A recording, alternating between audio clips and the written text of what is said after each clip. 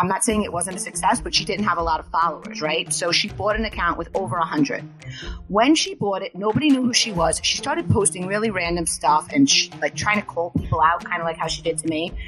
And a lot of people just unfollowed her. So when she did this, she said apparently, because the couple of, literally a handful of followers still follow her, and just because they want to, whatever.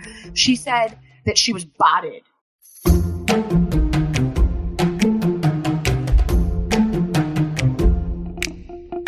What's up, cocktailers? Welcome to Cocktails and Gossip, the podcast where we drink cocktails, but you better believe we're going to spill the tea. We chat reality TV, celebrity blinds, and all of the hottest scoop from BravoandCocktails.com. And as always, it's all alleged and just for fun. We do not verify our blinds. I'm B. And I'm Amanda. Let's get into this week's tea. I don't know about you, but it feels like life is constantly throwing curveballs at me, and I'm always looking for a way to de-stress naturally, aka not always turning to the wine, which is why I want to tell the cocktailers about a brand I love called socialcbd.com. I've talked about their topical products, but I wanted to update you about some of their other products. I've been trying Social CBD's Peppermint Isolate CBD drops in the evenings as a way to kind of naturally chill, and I've noticed a difference. I'm finding myself to be a bit more calm, but I'm also sleeping better. Check out their new Social CBD body care line that features high quality skincare ingredients, and their new bath salts offer 400 milligrams of CBD per bath. Cocktailers, use our code GOSSIP to get a free product when you buy one at socialcbd.com. That's socialcbd.com and use code GOSSIP to get a buy one, get one on all of their items. Enjoy.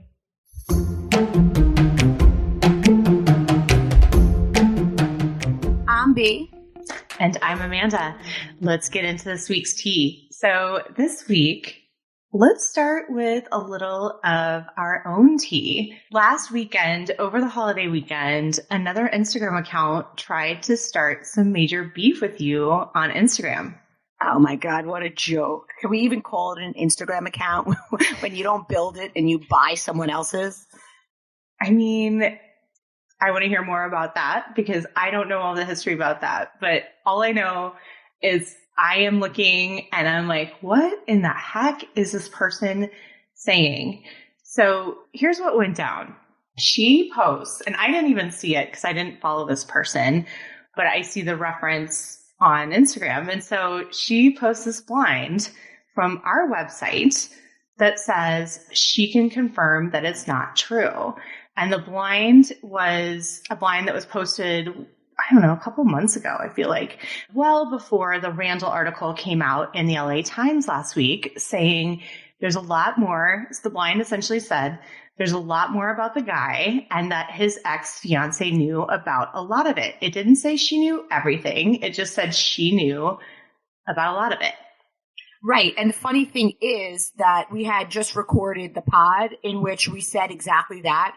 We pointed, and that's last week's pod. I hope you all listened. If not, take a listen. The funny thing was she pulled a blind where it's like, actually, the LA Times article solidified what I posted, if anything else. So, like, if you want to call me on something, hon, the wrong one, but. Right. That's what was so funny because Lala participated in that LA Times piece. And she admitted she knew about Bruce Willis declining because that's the way the whole article opens up is that Randall is calling Lala in 2020 saying Bruce is, he's not able to remember his lines and all of this. And then, the article says that Randall did 5 more movies with Bruce Willis. So we know Lala has admitted that she knew more than she talked about back in the day about what Randall was doing. Right. And we've heard that, and I think she's even kind of said it on her podcast. I might be wrong about that, but that she suspected there was some cheating going on for a while. Right. So anyway, long story short, this other account that's trying to start this beef says, I can 100% confirm this is not true. but then didn't say which part of it wasn't true. So she's trying to discredit essentially what the site says. But the thing that really got me is she says, please remember that messages submitted to those websites are not confirmed and definitely alleged. And then she calls out this other account that's not us. She says, well, so-and-so does a great job of reminding you of that. Nobody could remind. I mean, and listen, I'm not saying other accounts don't. A lot. We all say alleged. We all say rumored. We all say anonymous. Nobody freaking puts it. I mean, I plaster it on my website. I plaster it on every single post that you read. I had a graphic designer make me fancy alleged to post everywhere. And on top of that, I say it on the pod. I mean, I always say to you guys, the listeners, you must get annoyed, but I have to say it's rumored, It's alleged. So it was just like, honestly, and it was funny because Amanda was like, she has my back like no other, because she called me in a rage and I was like laughing. She's like, why are you laughing? I'm like, because the thing is, she's irrelevant. And I think it was your first experience doing this with me where you realize that people, and I've fallen victim to it in the beginning and I won't allow myself to, which is why I won't say the person's name, because funny enough, Amanda, very few people actually messaged me about it. When I made a message talking about it, not naming her, I got a slew of like, who are you talking about? Who are you talking about? Who is that? Because nobody knows who she is. Right. Because somebody had a big account. They decided for whatever reason to stop posting. They sold the account. I didn't even know that was something you could do, but apparently they did. I heard it was 5,000. I don't know. I never spoke to this new account owner. I do know that she had a small account, a small Instagram account for like 5 years, way longer than I've been around. And it just wasn't, I'm not saying it wasn't a success, but she didn't have a lot of followers, right? So she bought an account with over 100. When she bought it, nobody knew who she was. She started posting really random stuff and like trying to call people out, kind of like how she did to me. And a lot of people just unfollowed her. So when she did this, she said apparently, because literally a handful of followers still follow her and just because they want to whatever, she said that she was botted. That's the excuse she gave. But the reality is I'm a big account. I've been disabled how many times? There's no such thing as being botted. If there are bots in your followers, it's because you bought them. I'm no tech whiz, but that's what it is, honey. Well, so I had followed the previous version of the account and I stopped following this version of the account because it wasn't the same kind of content. Anyway, I won't say what I really think. Let me put it this way. I was raised so that if I didn't like something, the nicer thing to say is that something is interesting. I think the account is interesting. But I want to set something straight for everybody because I built the frickin' website on every damn page. I built it. We say the whole spiel, that it's rumors and gossip and all of that. There is no way you can look at anything on the website without seeing that because it is literally on every page. And then I also want to point out, so obviously when stuff does get confirmed, B lets you know. That I wouldn't call it bragging like this other person said. I think she's just saying, look, guys, this did get confirmed, FYI. I mean, maybe it's a humble brag, but you know what? Not for anything. It's a lot of work. So, I have to manage through and figure out what to post, what not to post, and figure out the puzzle. And my followers are a fantastic help in that, and I always thank you guys for that. But yeah, when something's true, I'm going to post it. And if you, as a person who is unable to run a successful account, think that's bragging, well then, sorry, take it as a brag. Listen, there's a lot of successful accounts. I'm friends with many of them, and there's room for all of us, and we all have our niche, and there are things, and every week I shout out different accounts that I read stuff and send you guys to them because I'm not the only person in the business. Right. But this girl is not in it. She's not in it. She bought an account to try to be in it, and her method is to take down people legitimately doing a good job. And to me, that's not cool. You know what? I support people, but don't come for me unless I send for you, hon. Okay? Nobody sent for you. Nobody's looking for you. Nobody even knows who you are. Well, and I also, again, I want to break it down even louder for the people in the back. Hear me now. So we built the website because we had such good content. It kept getting her kicked off of Instagram because the celebrities didn't like the things that she was posting that were true. And so we built the website so that we can have the content there and that it has its own home and that nobody can take it away.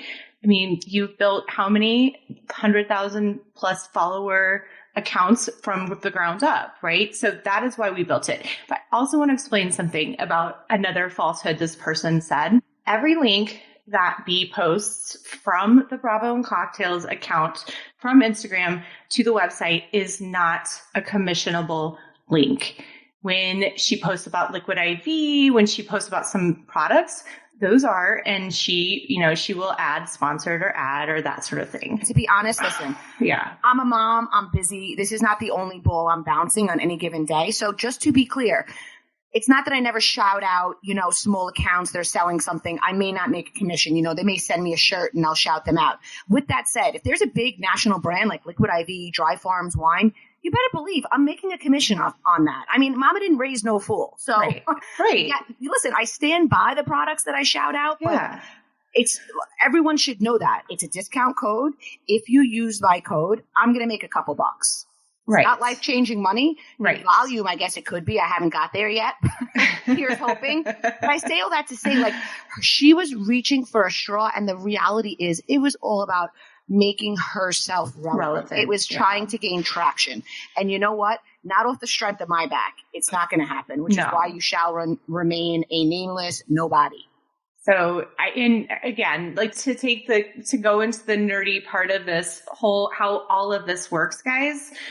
No, every click that you send over to the website we do not make money off of every single click.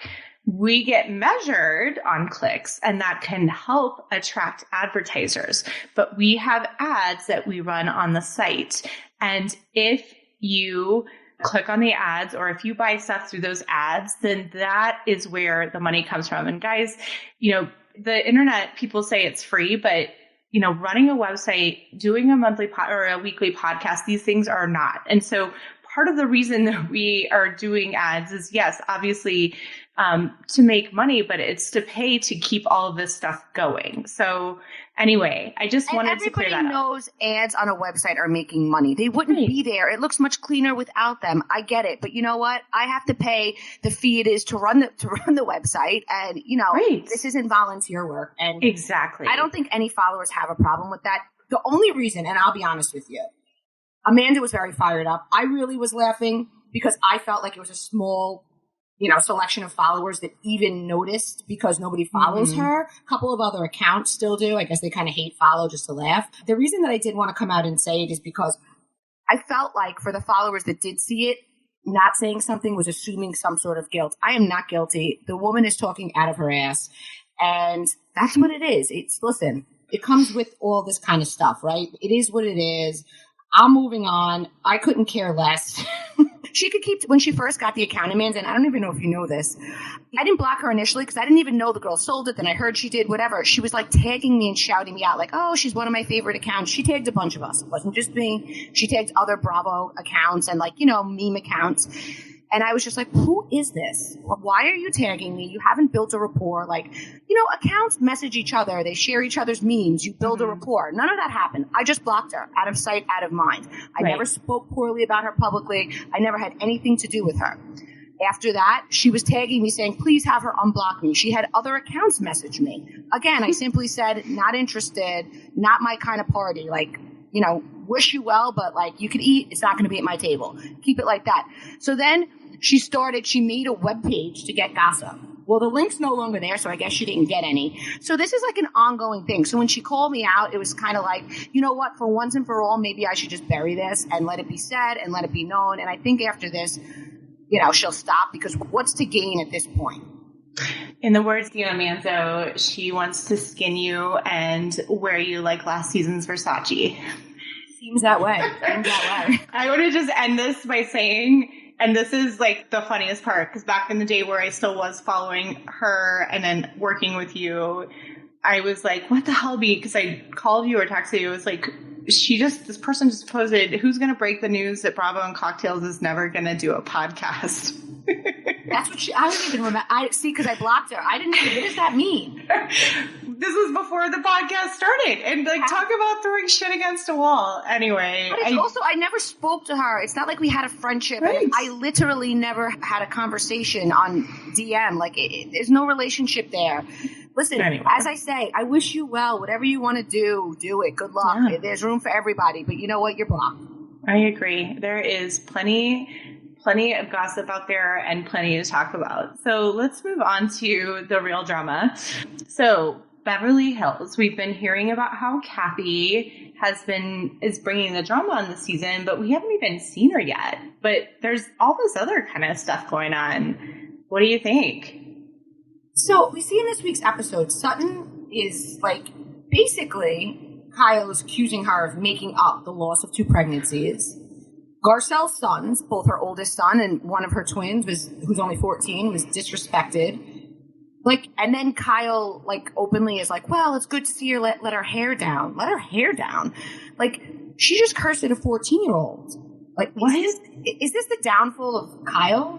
I mean, or what does Erica have on everybody? Like, why, like, first of all, to ever accuse anybody of making up the 2 miscarriages, that is right, despicable. And even when she's like, well, I didn't even quite know what you're talking about. Like, even the worst, that's even in a worse excuse.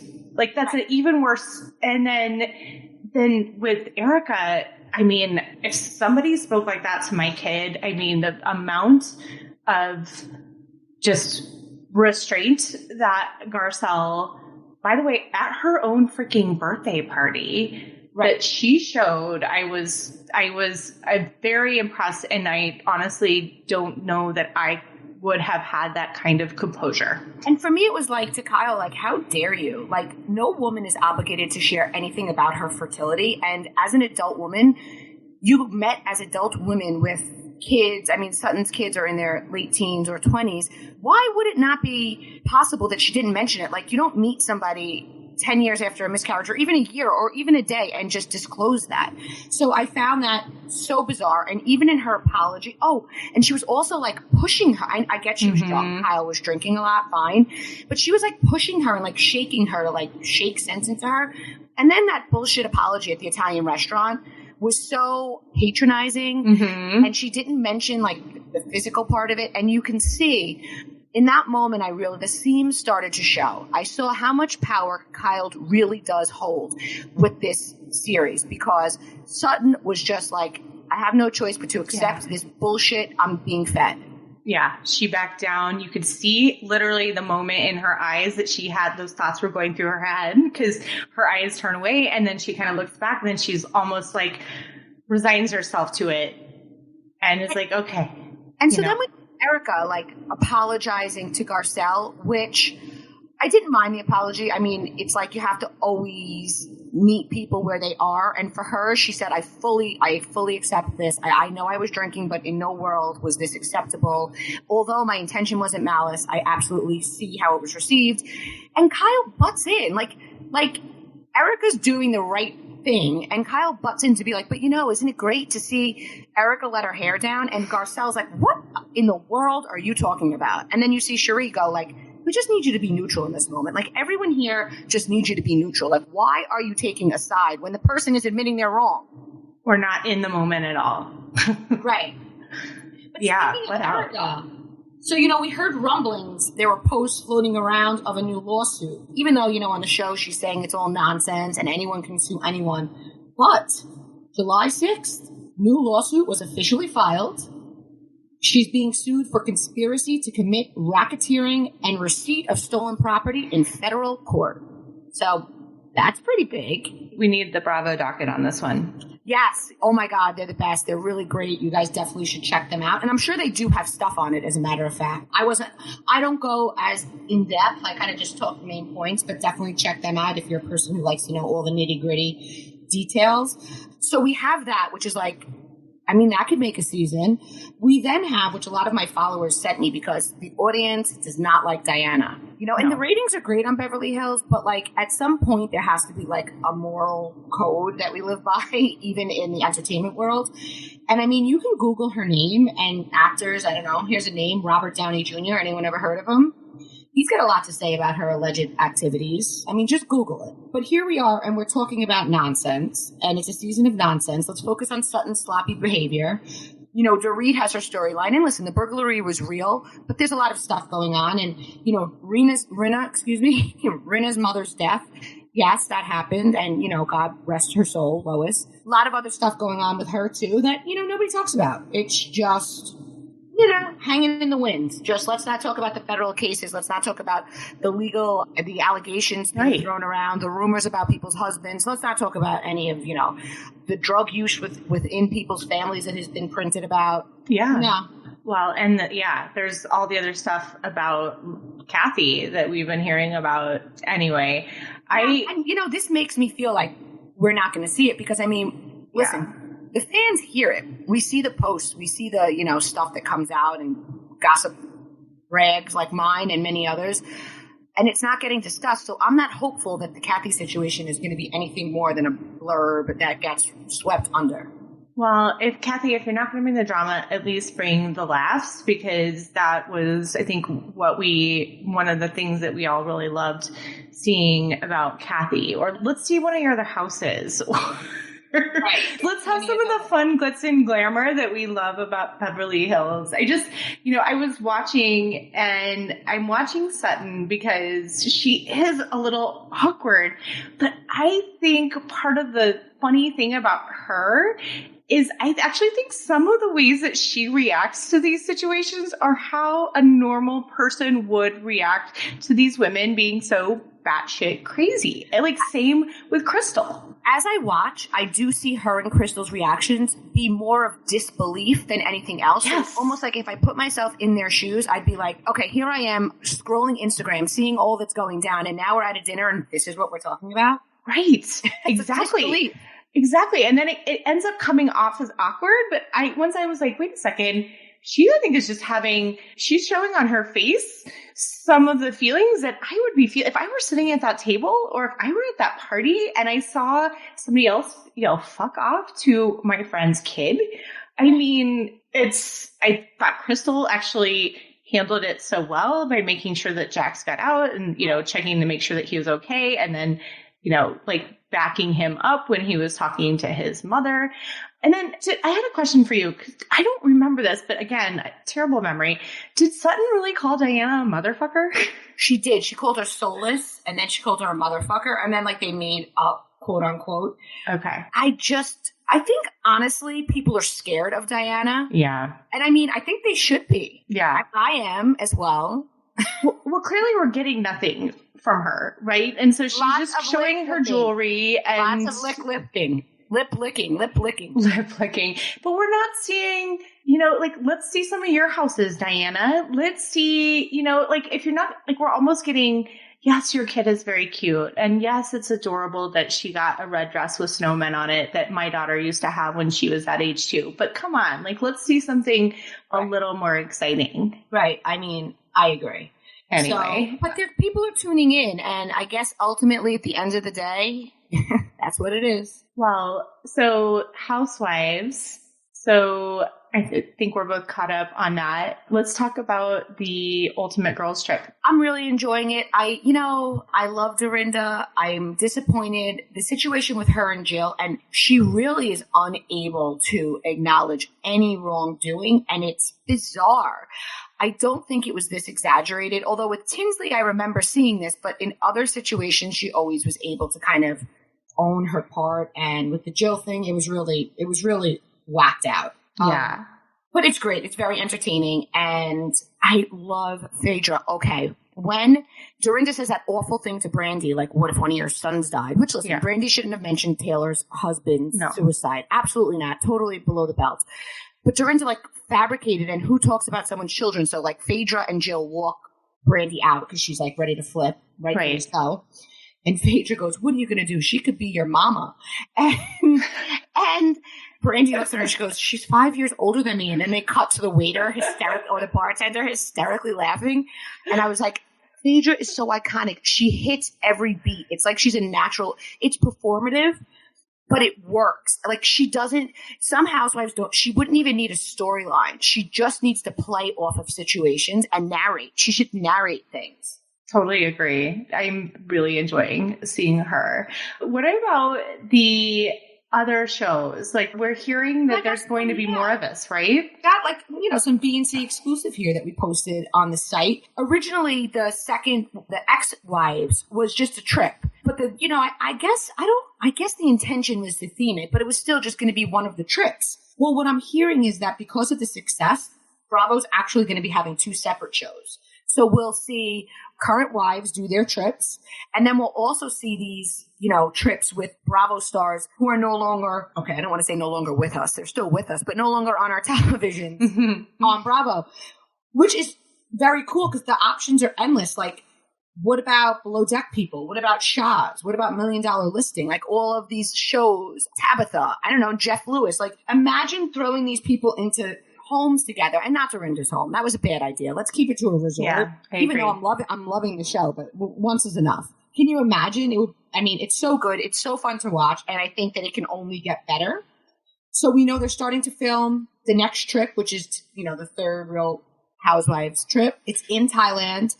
We posted and confirmed this cast weeks ago. Marisol, Alexia, Leah McSweeney, Whitney and Heather from Salt Lake City, Giselle and Candace. That was back in the beginning of June. And I'm seeing other outlets now confirming that, so we know that tease true.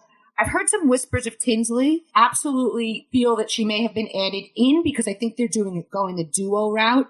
Initially, though, that wasn't the name. That wasn't a firm name. That was a maybe for us, but I'm seeing that looks like it's firming up. That would be an exclusive piece of podcast tea for you guys. And I actually think if this Tinsley thing is true, it makes sense. They like to throw in a surprise guest. We know that. Yeah. We know that there's only on that list one person from New York until you brought up the whispers of Tinsley. And because we know it's a dynamic duo, I think it makes sense for a lot of reasons. So I think this one feels totally true.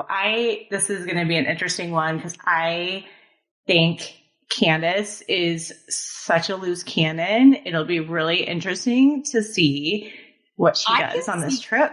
I can see Candace butting heads with Whitney, first of all. And I can also see her butting heads with Marisol and Alexia for some reason.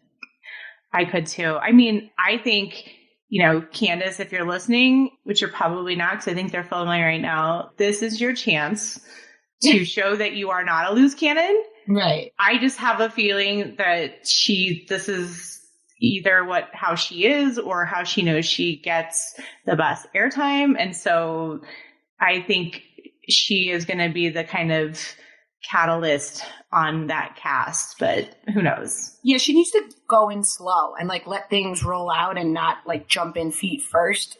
And I just don't think she has that in her. I think she's a jump in feet first person, which I guess makes her a star in reality. So listen, who am I to say?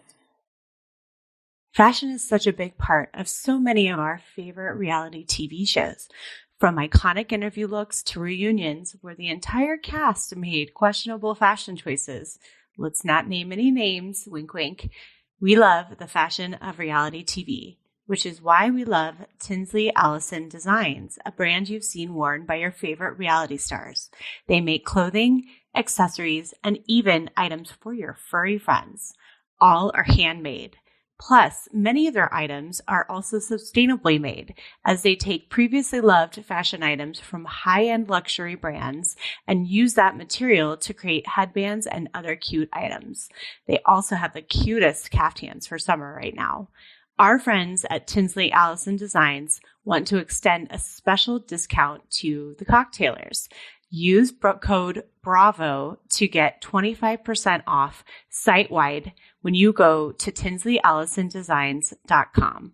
Shop tinsleyallisondesigns.com, tinsleyallisondesigns.com and use code BRAVO for 25% off. Happy shopping!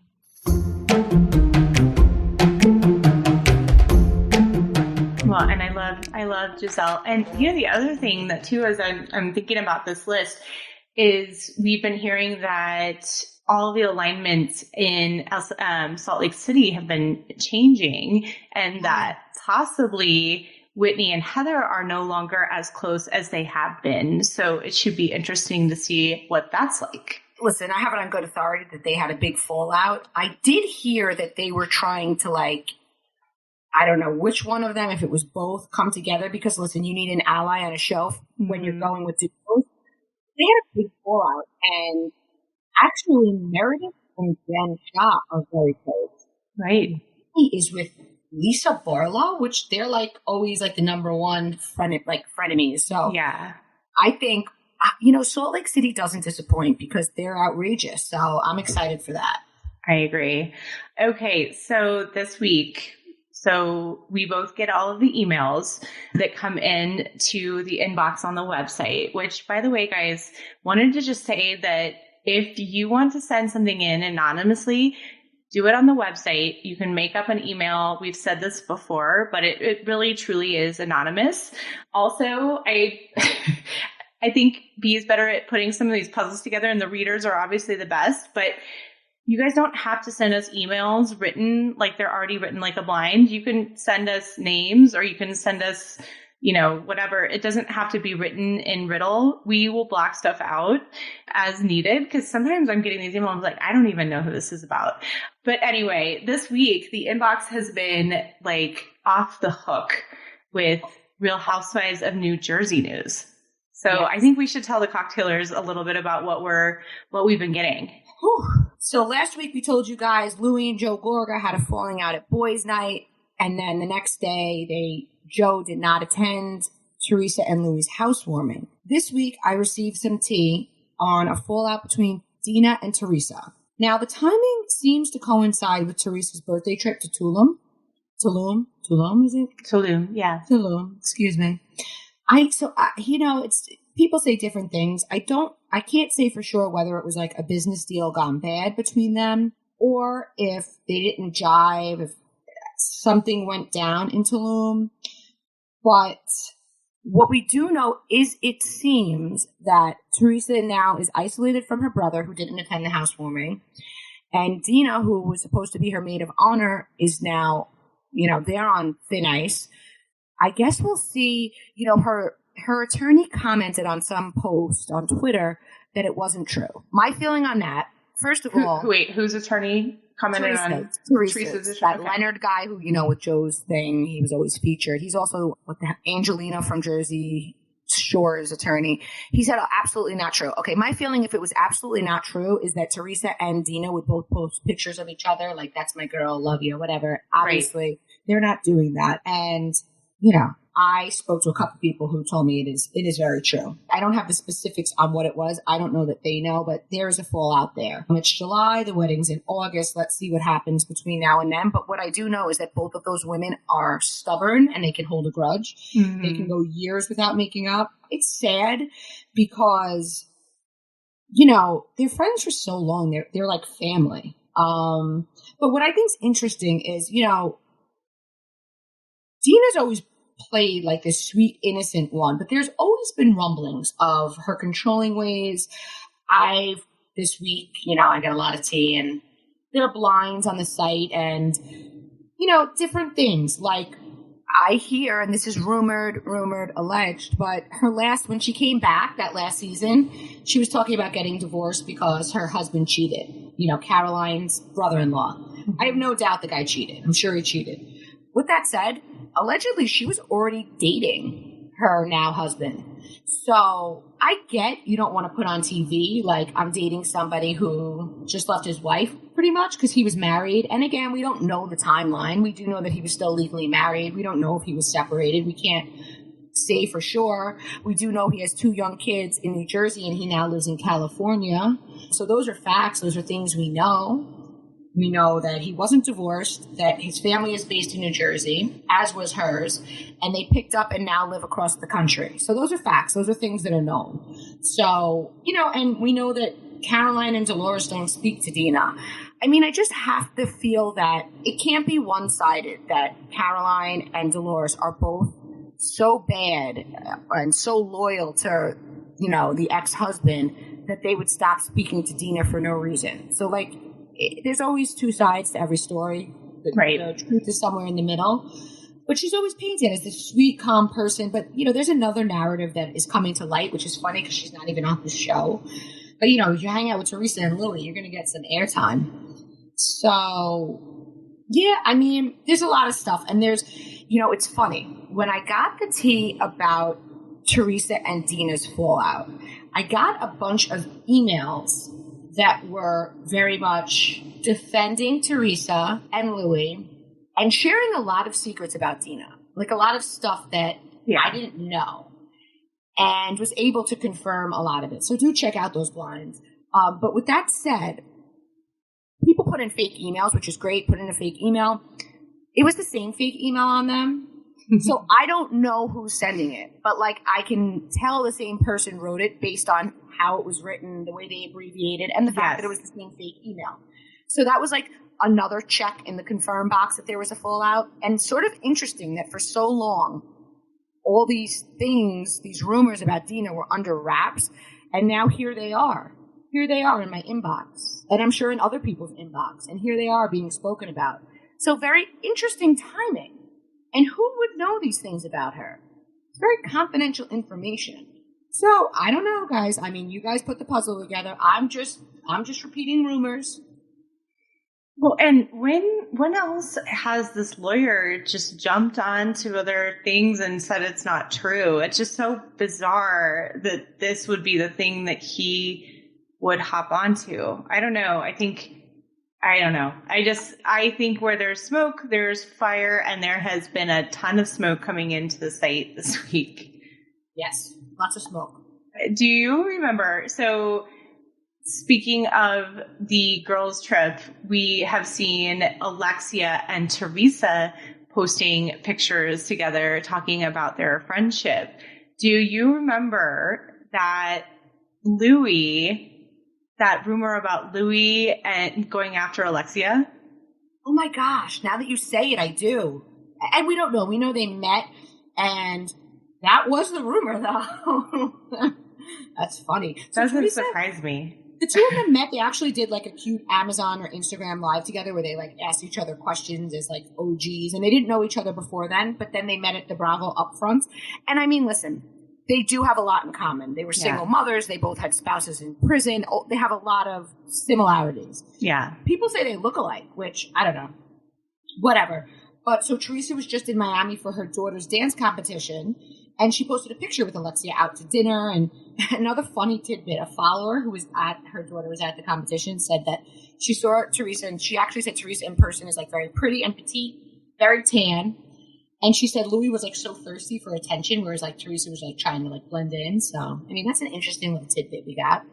Yeah. Oh yeah, that's right. Teresa was in Miami. So they just posted this week. And so that's right. She's not on the trip. She was in Miami with Alexia. That's right. Right. So I don't want to put out false information there, guys, as you know, there's somebody who's waiting to pounce on that.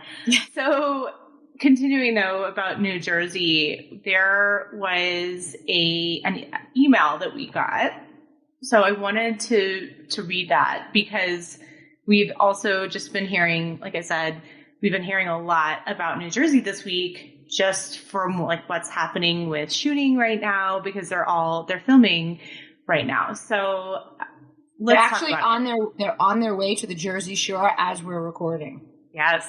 That'll be a fun one, I'm sure. Melissa's having a party at her house, and let's see what that. So yeah, so here's the email that I posted. I'm gonna read it, and then I guess we'll talk through what we think isn't, what have you. So from Just a Garden State Guy, email Anon, subject a brand new New Jersey. Oh, I just remembered. I have something that I didn't. Oh, okay, we'll get to that. Brand new New Jersey. Spill it to bravoandcocktails.com. The dynamics on New Jersey have shifted massively. Dolores is no longer playing the role of Teresa's ally. She's now being totally herself and is the star of the season. Her and Marge have gotten closer than ever. Jackie has delivered and production has boosted her back to full-time, for the new season. Jackie and Teresa have started a new friendship and have become pretty close.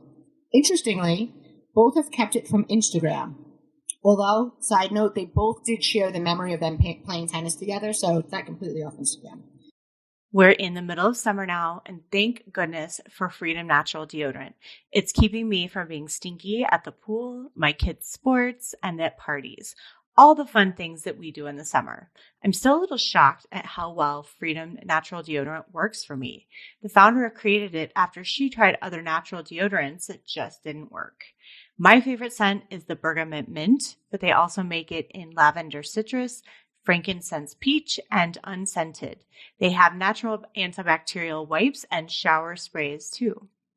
Freedom products are aluminum-free, cruelty-free, chemical-free, vegan, and like I said, they really work. You can buy them at freedomdeodorant.com, and we got a special discount for our cocktailers. Use code GOSSIP for 20% off. So go to freedomdeodorant.com and use code GOSSIP for 20% off your purchase. Find your freedom today.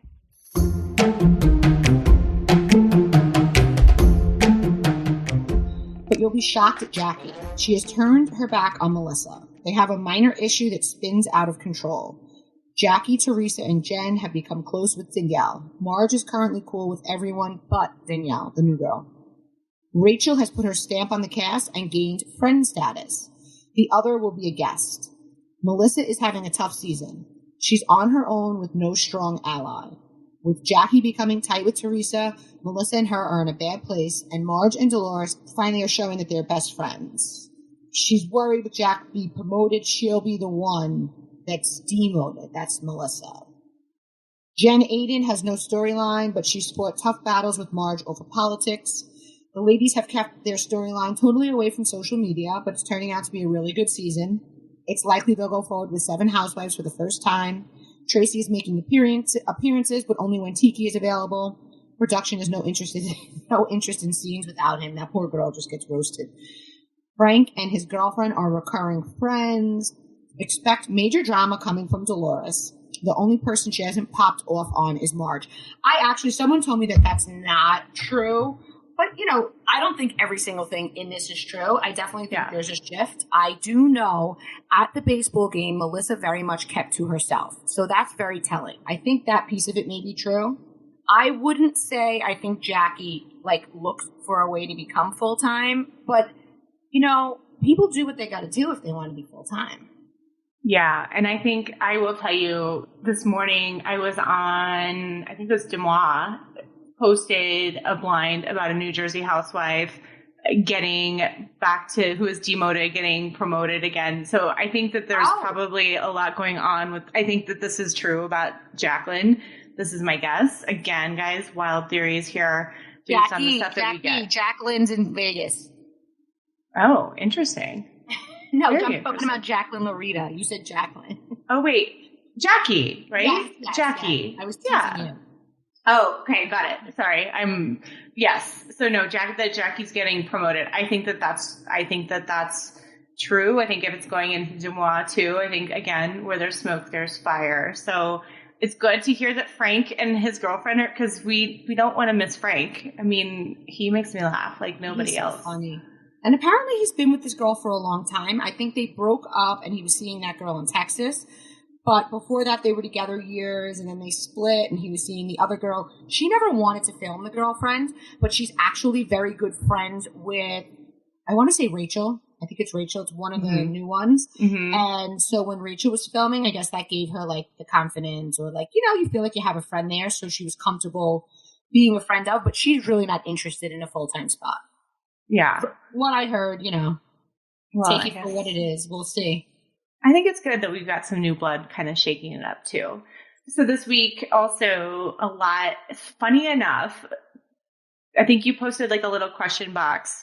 Somebody had said, hey, can you post what's going on with this football player and his wife? Can you get more tea about it? And that opened the floodgates about this football player throughout both the site and on Instagram.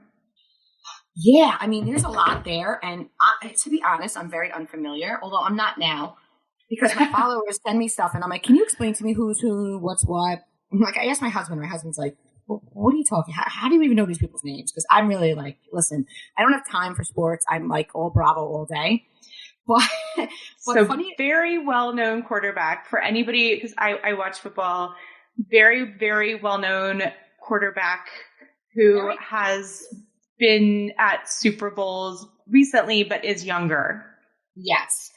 So I posted like a lot of different stuff about the family. Like there's stuff with the brother, there's stuff with the wife. And guys, it's all current the last couple of days. You can just scroll through that.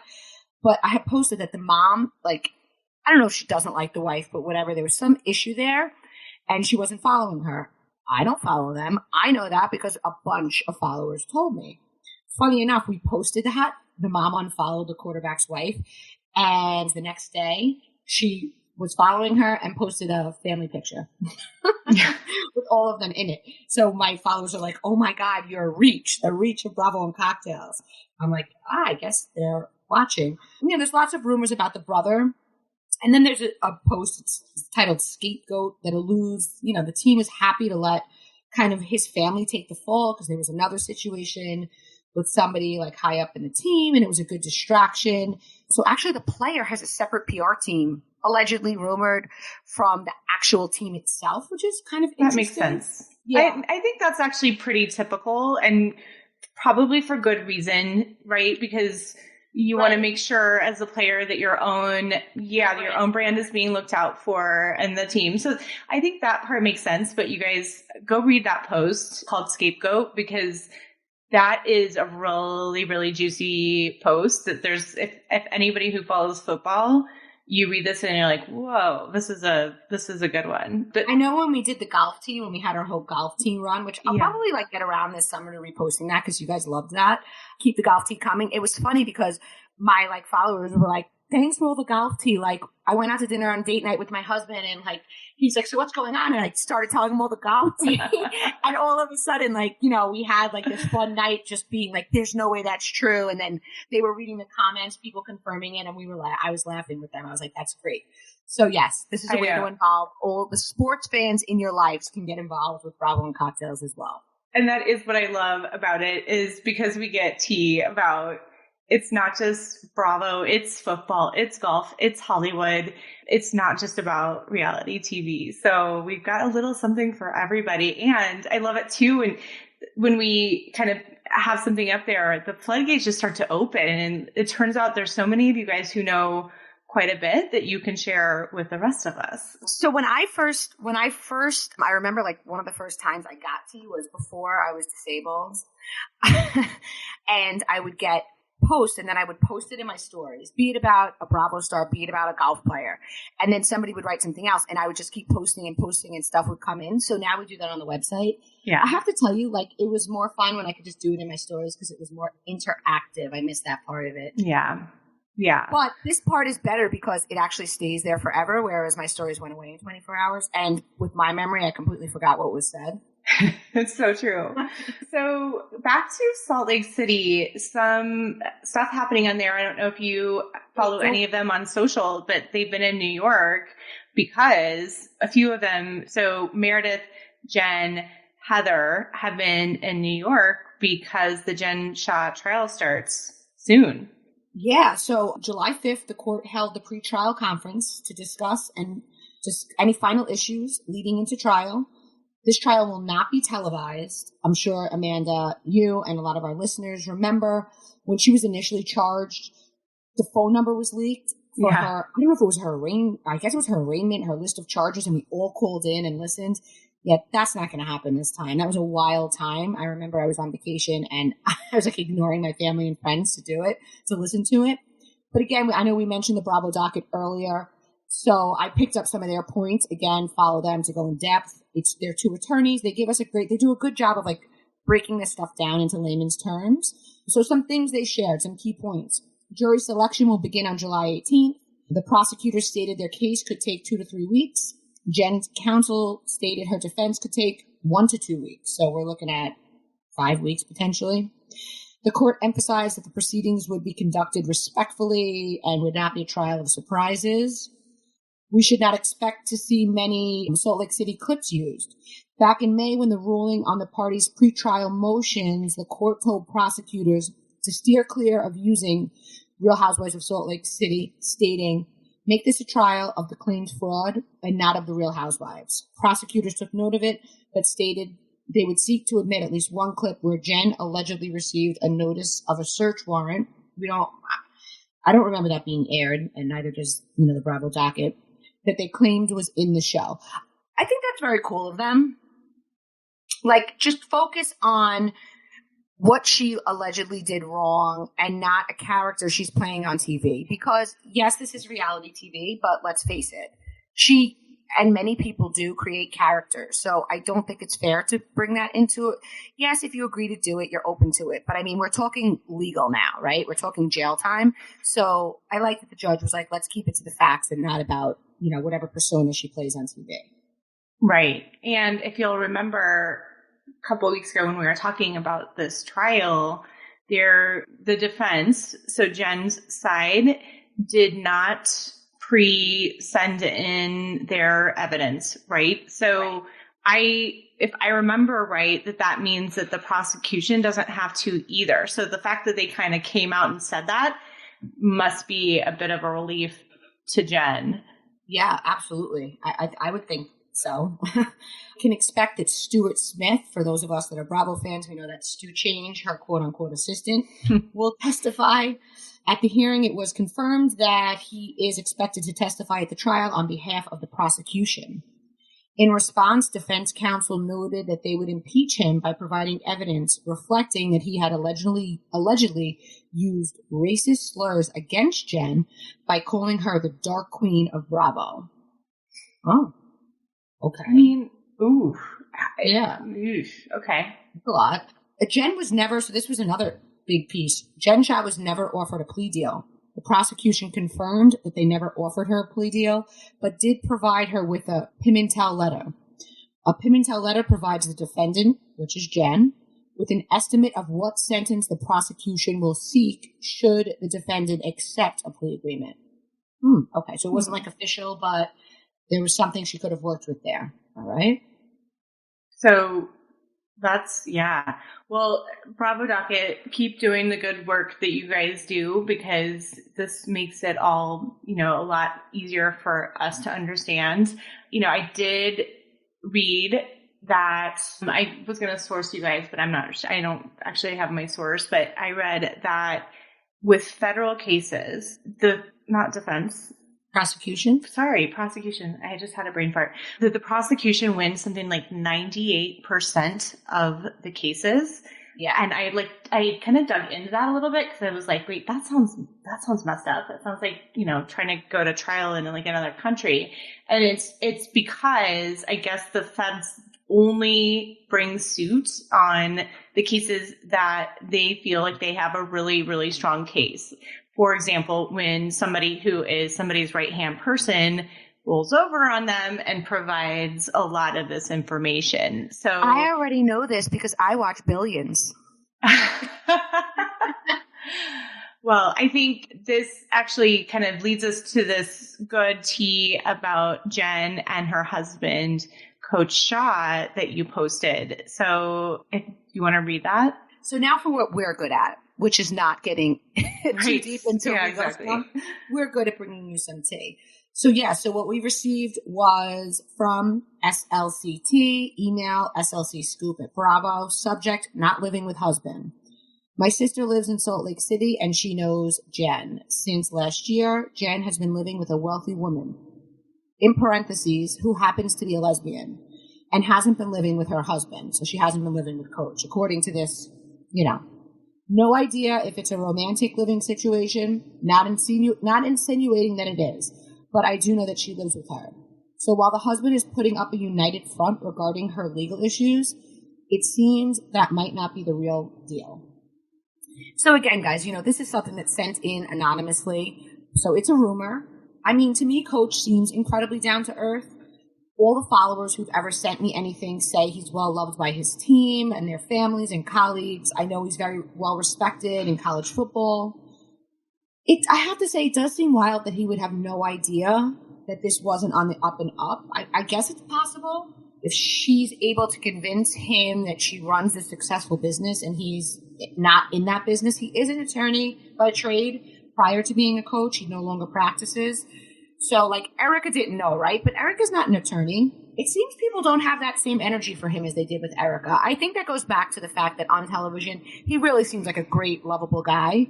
And, you know, listen, at the end of the day, we a lot of times believe what we see. And so I guess he's not charged with anything. So yeah, it's not that he conducted illegal business. Right. And so we know from what Jen has said on the show that he travels all the time, that even when it's not season, that he's out recruiting and doing that kind of stuff. But at the same time, too, I mean, what respected businesswoman, assuming, you know, would want her husband to come in and see what she's doing all day? Nobody, you know, no businesswoman or man would be like, okay, spouse, why don't you come see what I do? Let me open, you know, up all my email. Let me show you exactly. It's just not, I think it's actually quite plausible especially in this case that he might not have known, because again, being a business owner myself, like I don't share the details of, you know, I give the highlights. I don't share the details of exactly how much margin I make off of, you know, whatever projects. Like that's just, you know, I don't know. But I think that what is interesting is that Jen, the reasoning, if that piece of tea is true, the reasoning for Jen, you know, living in this other home, it could be a totally different situation where Coach Shah and Jen are realizing that because the feds only bring suit when they have a really strong case, you know, maybe they realize that, you know, that it's not looking good for Jen. And so out of preservation for their family are trying to distance themselves as much as possible. So Coach doesn't get taken down with Jen, because then the kids have zero parents, right? So the motivation might have nothing to do with, you know, Coach not, or, you know, knowing more than he does, or any of that. It really could just be more of a move made out of preservation. Makes sense. I don't know. So we're coming out of the holidays from 4th of July. So, and we know that Summer House was filming last weekend. What you got? Well, what I have is Ciara and Danielle were not there last weekend. They will be there this weekend. I did actually, that's confirmed, you know, by a source. I did actually see Lindsay and Carl post they were headed to someone's wedding and they were flying there. So I don't know if they'll be there some of the weekend, but definitely not all. So it was confirmed that there's one new guy coming in. Kyle's bringing him in. 2 new girls. This is a BNC exclusive. 1 from Paige, 1 from Amanda. The identity, we don't know. I made a guess that it was Venita. It was a theory because she's living in New York, and we know they love a Southern charm, Southern Summer House crossover. It's not Venita. It's not Venita. I was told it's not Venita, unless I'm being lied to. But I was told, and I'm fairly comfortable in that. I think, you know, maybe I gave the producers an idea because I think that would be a great idea. But it's not true. And here we go. We also admit when we are wrong. Take that. Put that in your pipe and smoke it, you crackhead. I saw Amanda posting from the Hamptons with a couple of guys with their dancing and then posing in some pictures. So I was wondering if maybe one of those guys was one of the new Summer House housemates. So I guess so, but I think they must be unknowns because nobody has picked up on it. And you know, us Bravo fans are pretty good detectives. So if nobody has picked up on it, and my hunch on Venita wasn't true, I think that it's probably unknowns. Yeah. Well, or at least unknown to us. You know, remember, Andrea had a following of over 1 million people. He was a model. He was in 1 million music videos. Like, he wasn't an unknown, but he was unknown to Bravo.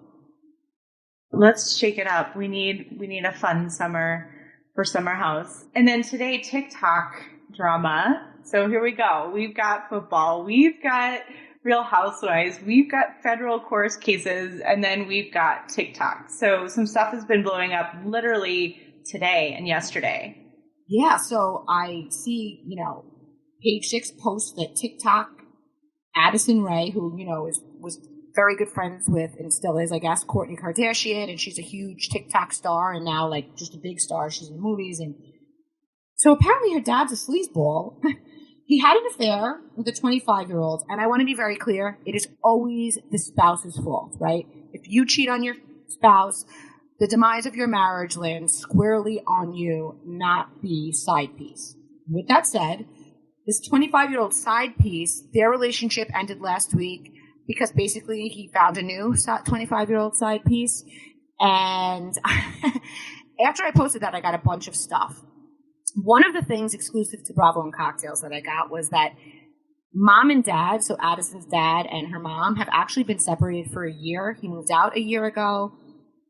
Apparently, it is known like in the Hollywood TikTok community, but they haven't filed, so it's not public to us. But this is a long history. I mean, I had a bunch of young, pretty girls message me that he tries to pick them up and he uses his daughter, references his daughter. Very Michael Lohan-esque, gotta tell you. So, yeah, I mean, her dad's a sleazeball. She seems like a sweet kid. I feel bad for her.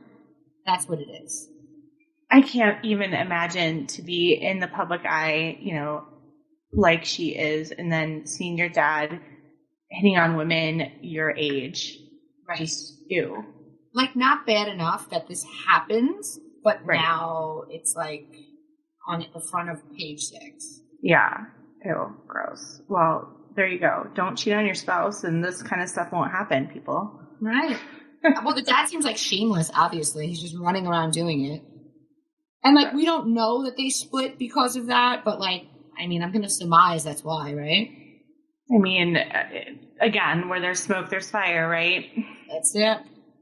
Well, this has been a really fun episode, guys. Like we said, we've got a little bit of everything this week, starting with our own tea and our own little, I won't even call it a beef because it didn't even go that far. But this has been so much fun just chatting with you this week. And just want to remind everybody, please do follow us. So on Apple Podcasts, if you hit those three little dots, please click follow, because then we will appear in your inbox every week. So you don't even have to come out and download us every week. So much fun chatting with you, Bea.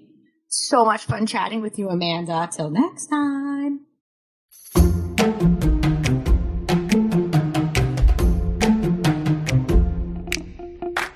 Thank you guys so much for listening. Just want to ask you guys a favor, just getting kicked off. So many people have been asking us to do this podcast. So please do subscribe. And if you've subscribed, go to your podcast app and hit those three little dots to share with your friends, but only friends who like good tea, because the ones who don't care about tea, then forget them. And don't forget, find us on Instagram at @bravoandcocktails_. And check out the website, because some great tea gets put there daily that would get us kicked off of Instagram. So thanks for listening, everybody. Bye, guys. See you next time.